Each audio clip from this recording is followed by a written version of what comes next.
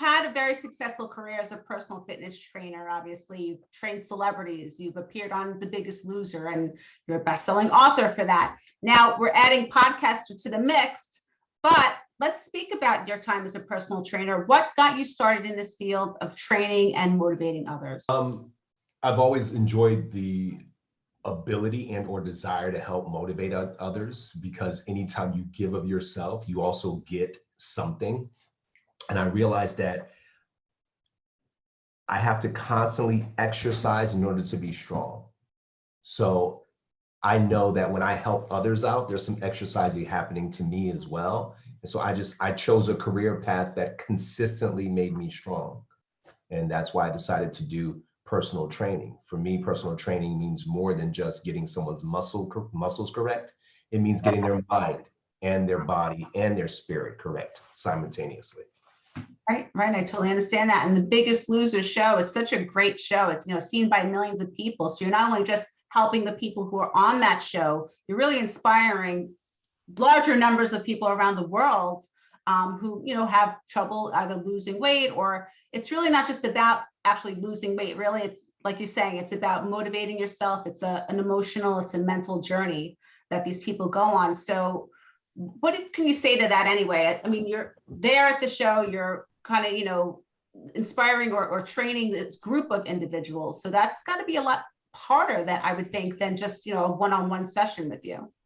Yeah, of course. I mean, anytime you're training different people at the same time within the same hour, 3 hours, 40 days, you're training different personalities. So you sort of have to pivot based on how's the best way each personality is going to respond to accessing what you need them to access, which is the best version of themselves. That's probably one of the most difficult things, to sort of put one person in the space of many. It's sort of like being I've been a professional motivational speaker for years now. There are certain things I say that are going to tap into certain people, and there's things I'm going to say that will tap into a whole different group. So just knowing how to maneuver is key. And again, like each individualized, training sessions, you're there with the group, but it's really about getting in tune with that one person for that, 5 or 10 minutes or 20 minutes that you have with them. Because really it's a history, I find, with people. It's like a history of that doubt, which we're going to get to. But there is a history in each individual that you're training, that I guess you have to pinpoint what is going to inspire them, or kind of kickstart them into getting on board and doing the hard work, because it really looks like very hard work. It'd be hard work for anybody who's even fit, for that matter. The most successful people land in a place of the hard work, meaning that they embrace it. That's when the success goes up, okay. Right? That's where you become no longer what you're searching for, but what you're actually living, right? And right. I don't want people to think what I'm saying is 100% about working out. Right. More than that. So I want people who are listening to think about, when was I most successful and what did I have to go through to land there, right? So it's the willingness to keep on going with the goal, I'm going to make this who I am, not what I want to be, not what I desire to be, but this is who I am. And once we fight for purpose, there's nothing that can stop us. That's when we're most powerful.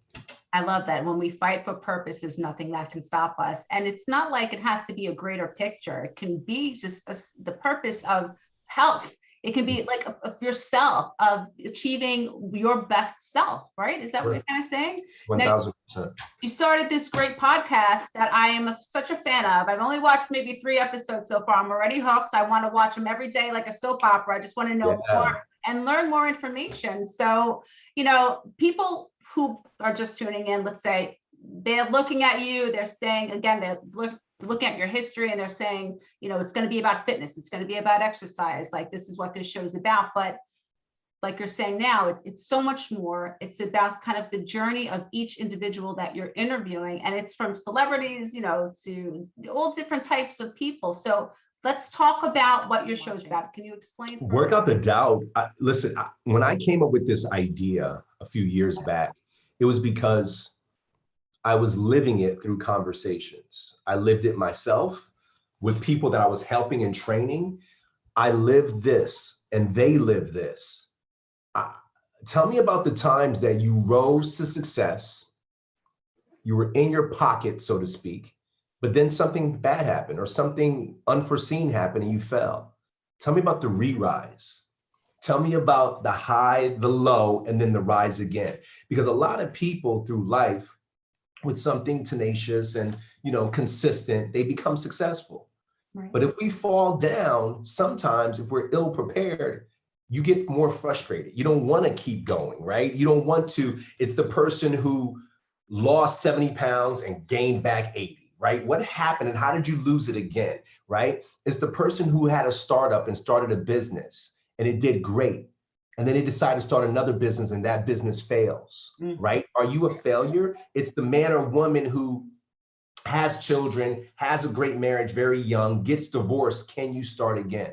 So it's the plethora of individuals who go from the high, the low, and how do you refine or redefine the high? How do you become successful? That's what Work Out the Doubt is to me. That's what the listeners get.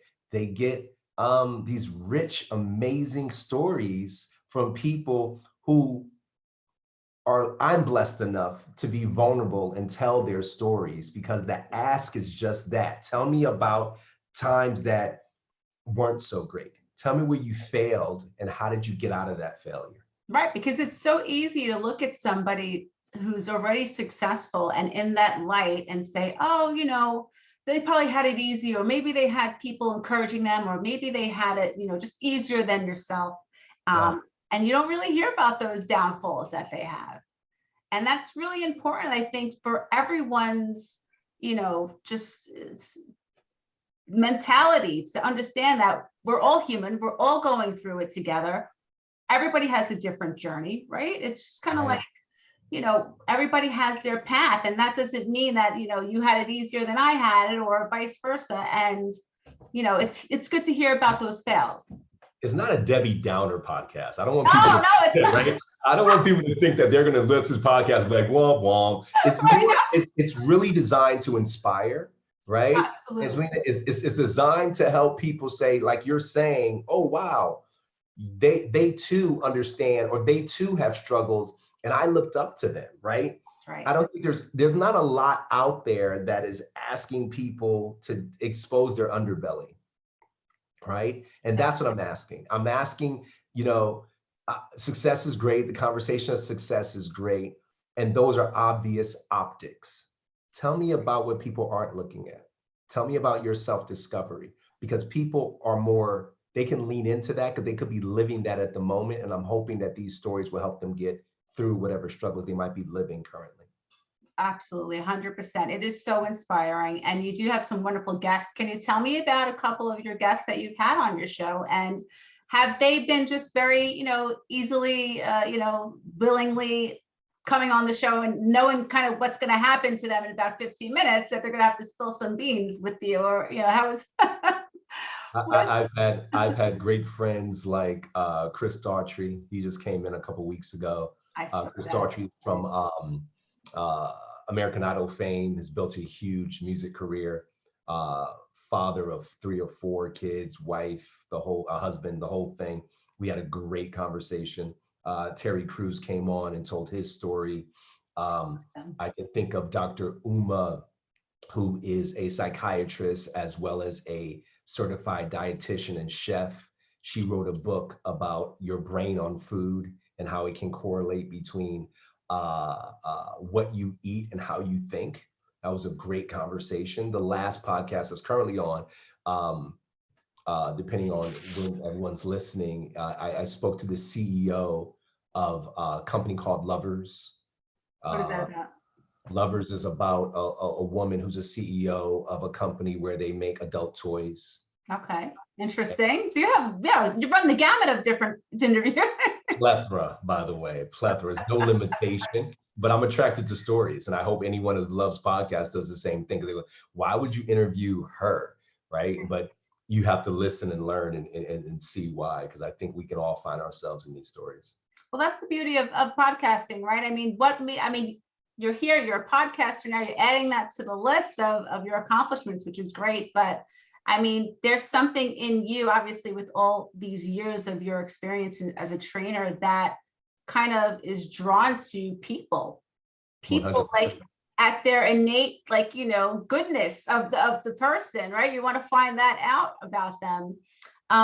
For yourself, though, I kind of want to ask you again, is there a remedy for getting people motivated? Is there a remedy of, are there steps to take to success, to climb that ladder, to get to your goal? Are there certain steps that somebody needs to take in order to get there that you kind of have laid out?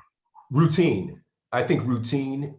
Listen, I became stronger or strong in general because I created repetition in my life. Okay. And I realized I just couldn't do one push-up and expect a great chest or to be strong, right? I couldn't do one squat and burn fat, if you will. That's right. I had to consistently do it on specific days at specific times in order to see change. Put that same application in your work ethic, right? Okay. Work out are both one word and two separate words. I got to work out some things, right? And I got to work out some things. So that said, that is the first piece of advice I'd give anyone. You have to create a routine, and routine brings results. Here's the beautiful thing about routine. From the time we were young, we've been trained to have routine.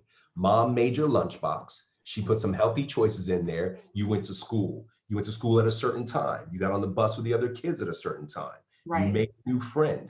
Whatever those stages were, you repeated the same thing in middle school, the same thing in high school, the same thing in college. All of those steps create a routine. Routines always work. Well, that's true. I mean, that they say that even, just in psychology, that routine, besides, they create a safety net kind of, so you're kind of in your zone, right? So that's kind of the first step, is to get there. But here's the second step, though. The second step is be willing to take risks. Okay. And this is probably where people stumble a little bit. 1,000%. Once you create a base of routine, and there's a difference between routine that's bad for you and routine that's good for you, right? Okay. Routine that's bad for you is, I don't get up till 11:30. The first thing I have is a Coca-Cola and drink, right? I sit on the desk, I play video games, I watch other people. That's a bad routine. A routine of positivity is great. However, with that second movement, you got to add in some risk. Like, what kind of risks am I taking right now to challenge myself? Right? If you incorporate those things in your life, wow, that's when the beauty happens. That's when the magic happens. So you're saying, like, you need to recognize when to push yourself. 1,000%. Or purposely put yourself in an environment where you're pushing yourself, right?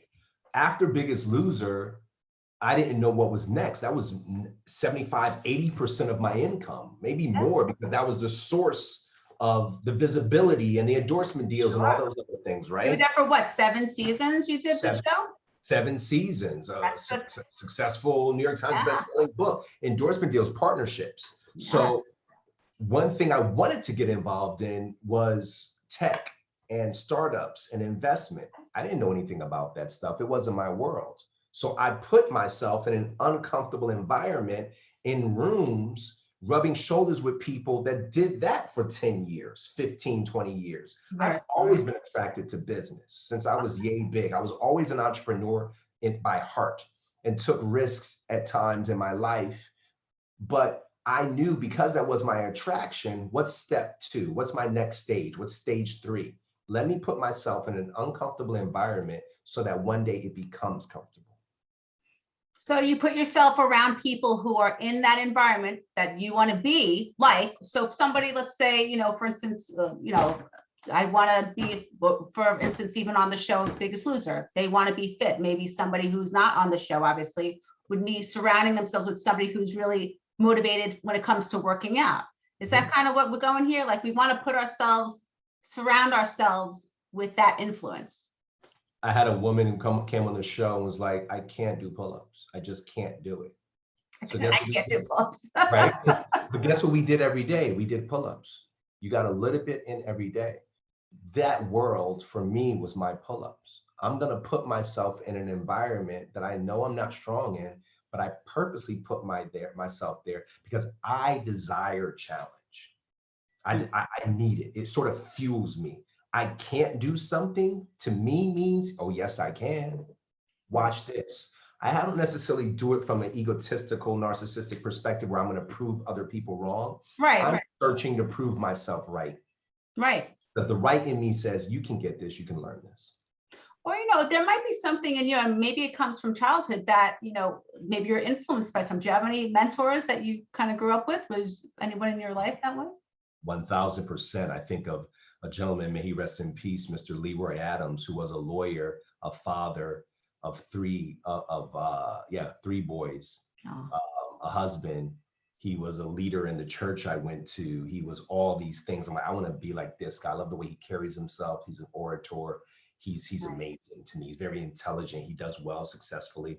I think of John Palmer, who currently is a mentor of mine, who is a gentleman, beautiful wife, great, huge home, has great relationships, can dress to the nines, kind to everyone. He's 23 years older than me. My goal is to aspire and be that, Right. and continue to try to be that. So yeah, I'm always surrounding myself with thought leaders and thinkers and aspirational men and women who inspire me to be a better version of myself. I love that. I mean, I think that's so important too. Let alone, I feel that we're all born with a special gift. And I think that's important to know also, right? That we're all kind of here on this earth for some purpose, and that there is a special gift inside of us all, and that we should just always try to do the best, or be the best person that we possibly can be. So There's a better feeling than living in your gift, right? yeah, I mean, I think that's the best gift that you can give to yourself, is to really explore what your heart is telling you to explore. Yeah. But I like that you said that it's not a challenge of proving to somebody else, but it's yourself, that you want to get to another level. You did the training thing, now you wanted to do the IT thing, and or there's always something different on the horizon for you. Why do you think that is? I mean, it's not out of boredom, that's for sure, because I'm sure your plate is full. So, I mean, do you have this kind of laundry list of, what you want to achieve in life? My biggest laundry list is a much bigger home with a much longer table so that I can have friends and family over. Okay. Celebrate life. Like that's a big thing of mine. I live my dreams every day. Right? That's the God to honest truth. I get up pushing purpose on purpose. Like this. Love That's it. Pushing purpose on purpose. right. It's intentional and it's literal. Who can I help? How can I help? Where do I search for to get the help that I need?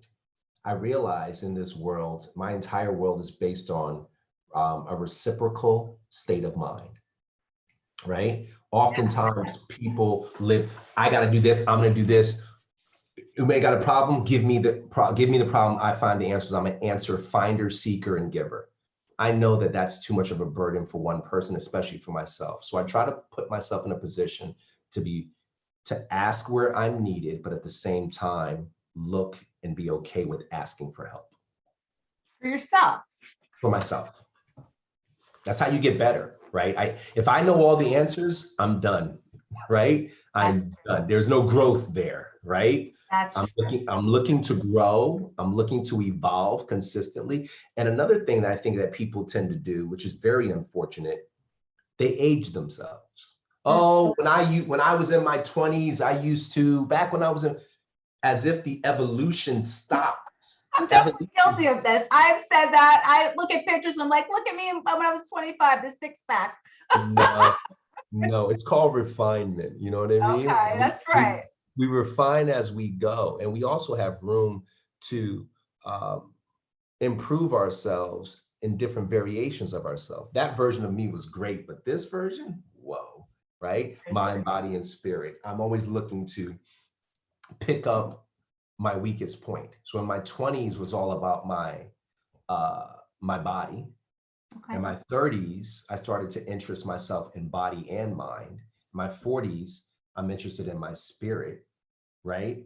And Sure. then in my 50s, maybe I want to live all three of those things together, right? Um, Sure. I think That's the that's ultimate goal, right? 100%. Even through this show, talk about the lessons that we want to learn.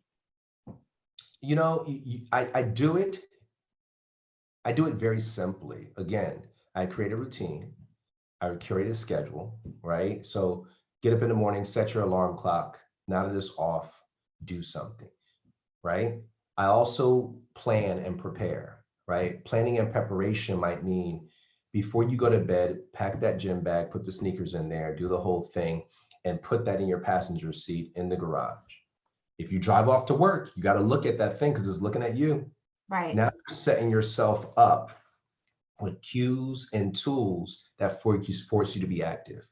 I'm working with a client right now via Zoom. We've been working since the pandemic, and he's overweight and he's doing his thing, and we're trying to make some changes. He's a super, super smart guy, family guy, 3 small kids, the whole story.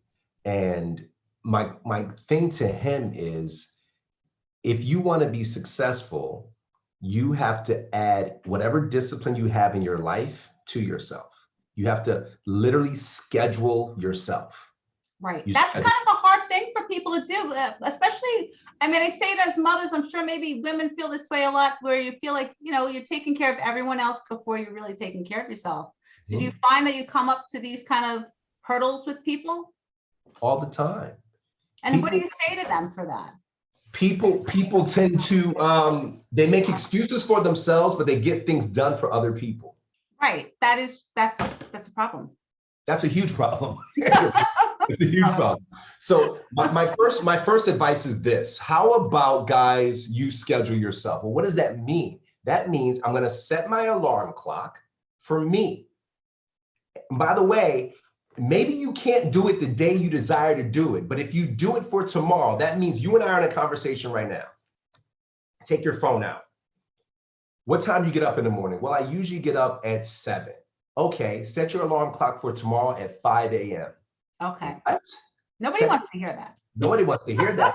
But if you want to be challenged, you got to challenge yourself. Sure. Then at 5:30, go to your living room, put on a YouTube workout, whatever, right? And work out for just 30 minutes. So from 5:30 to 6 o'clock, the family, the house is shut down. You're the only one up, and you just dedicated time to yourself. Boom. Next excuse, please. I'm ready. I mean, I think that's the hardest part, is just to get that started. I think that's what people kind of teeter back and forth with. It's just like getting that foot into the workout, into the time frame, into, kind of like ignoring everybody else and doing you. You got to get past your guilt, and you got to get past your excuses. People feel guilty if they dedicate time to themselves, that the things they love the most are going to suffer. But because you're not dedicating your time to yourself, you're not loving yourself enough so that those things get the best of you. Okay. Makes sense? Sure, of course. I Right. understand 100%. And from a practicality perspective, this conversation makes sense, right? It's like, oh, that makes sense. And then we're going back to our routine, right, of taking care of everyone else. Right. You have to tap into your selfishness. Okay. I say this all the time. You want to love and be great at all the other things that matter to you, but you're letting yourself slip. It's time to be selfish. It's time to scale. My father had an expression: if you want to get something done, give it to a busy person. 100%. That would be me as well. Angelina, you're probably busy between family and work doing this podcast, for PHN. Like you're busy. Right. But if I said to you, I need to schedule something with you at 2 o'clock on Friday, you're going to break out your phone and say, how does 1:30 sound? Because I can do 1:30 and I can give you 30 minutes. Right. Done. What if you did that with yourself? On Friday, I don't have a 2 o'clock, but I can give me time between 12:30 and 2 o'clock. We have to start thinking as we are what we need to do also. I am. Right. You, me, everyone listening, repeat after me. I am what I need to do also. I am what I need to do also. I love that. That's fantastic. I love that. That's a great quote. I'm going to mark it down somewhere on my wall so I can see that on the refrigerator every morning or something. You're right. This is such a great conversation. I am so looking forward to more of these interviews that you have on your show. Again, it's Work Out the Doubt with Dolvett Quince. Where can we find the show? Is it on all podcast formats? It's on all streaming podcast formats, be it Spotify, iHeartRadio, Apple, you name it, you can find it. Do you have any upcoming guests that we should be excited about? Yeah. That you can tell us? Who I have coming up, I have a gentleman whose he and his father started a licensing company by the name of Starter. Remember Starter? Yeah, I think we heard of Starter. Absolutely. Mr. Brad Beckerman. Great. You'll recognize some celebrities like Anthony Anderson, Chris Spencer, Dr. Dre, Don Cheadle. Yes. Awesome. And a host of others that myself and my team are working on. So this is so much fun. It's a great show. I cannot wait to listen to the next episode. And congratulations on your new venture. Thank you so much. Thanks for having me. Yeah.